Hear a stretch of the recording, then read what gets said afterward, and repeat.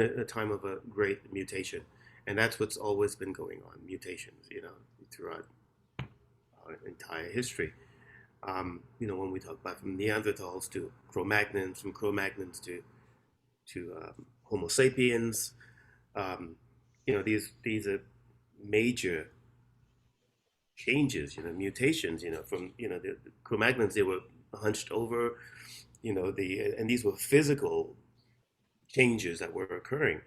And to Cro-Magnons, they were more upright, and they were still savage-like. But and then when it changed to when it shifted to Homo sapiens, it was more of a I mean, physical, yes, but more so on the mental, on the internal, actually, internal process.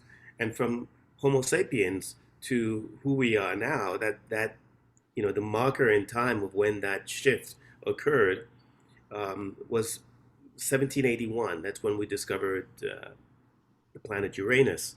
It really gave us an indication that there was a shift that occurred, and so now our lifespan, we live longer. We live, based on the movement of the Uranian type of energy that we have.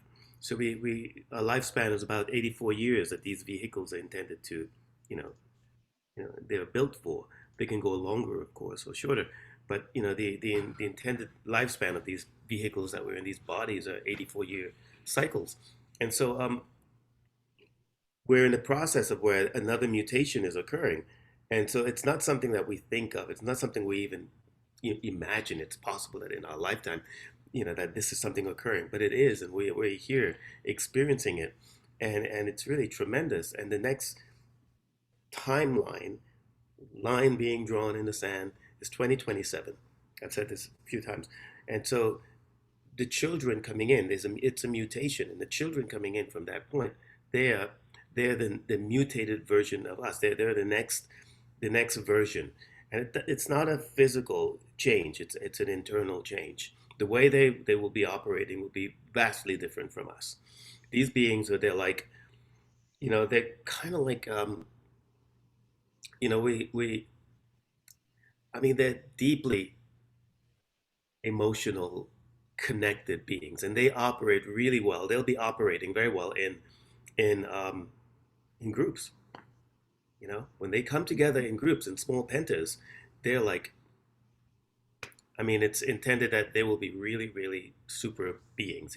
They're the ones who will be who this new movement is for. This new change is really for these beings, and I mean, we have to figure out how to get along, and how to be in this new energy, because it's going to be it's not our time. It's our time is out. Our species is on the way out. The the reproductive system of our species, which we're still considered, like, we're in between the seven-centered beings and the and nine-centered beings. So we're here to bring these new ones in, and they're the pure nine-centered beings, um, coming from 2027.